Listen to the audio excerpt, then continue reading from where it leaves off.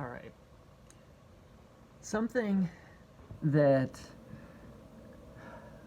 let's say I'm tired of, I'm just worn out by, is on the various kind of discussion groups that I'm a part of, the forums, the whatever it is that I happen to be in, the conversations that I have.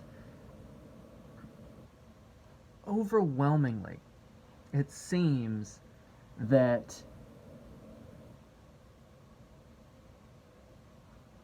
I guess there's this popularist level of philosophy people seem to prefer, and that it takes the form of comedians, non philosophically trained academics. And what I mean by that is, like, let's say Richard Dawkins. He's an evolutionary biologist, but he has no philosophical training. Stephen Hawking, he is a cosmologist, gifted, or was, cosmologist, no philosophical training.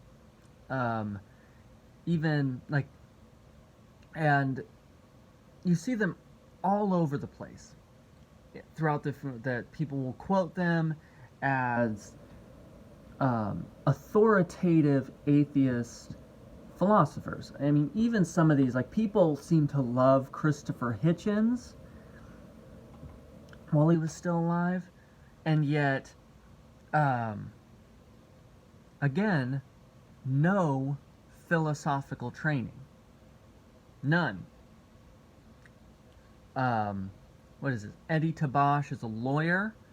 And so, let's say, skilled at argumentation, maybe, knows how to use the purple prose fairly well, yet still no philosophical training. And so what ends up being is that the conversations end up being very, very shallow about anything they're talking about. And my least favorite is the comedians. George Carlin and Bill Maher. What's that obnoxious guy that talks about the guns? Stephen Hofstetter, whatever his name is. Jim Jeffries, like those people that not only know philosophical training, but also, most of them, no academic training at all. They're just riffing off of, like, just saying stupid, absurd things to make people laugh. And yet, people will take those statements as fact, and they'll argue from them as if they are educated or as if they are informed experts on the subject of the philosophy of religion and theology and the philosophy of morality and subjects like this. And what it seems to me, it seems to speak very highly towards this kind of the basic nature or the state of being, as far as the atheist versus the agnostic versus the theist kind of philosophical battle that's been going on throughout culture.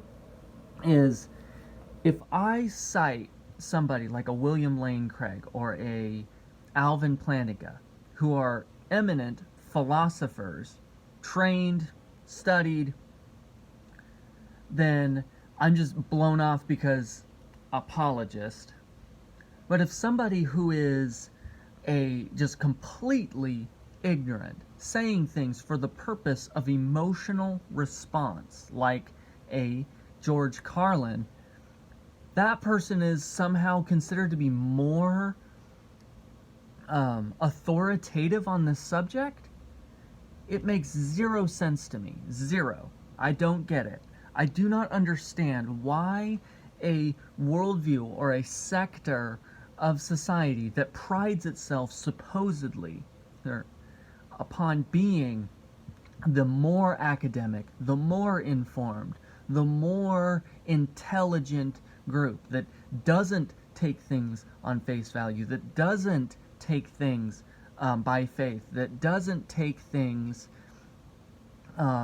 as just for, like, doesn't take someone else's word for it, essentially, is willing to accept sources like that and repeat them and recite them as if they're authoritative. And yet, if and yet somehow me citing someone who is a theologian, someone who is a historical philosopher, an Anselm, an Ignatius, or a Descartes, or a Kant, that disagrees with them, or even an atheist who disagrees with them, who does have philosophical training, like a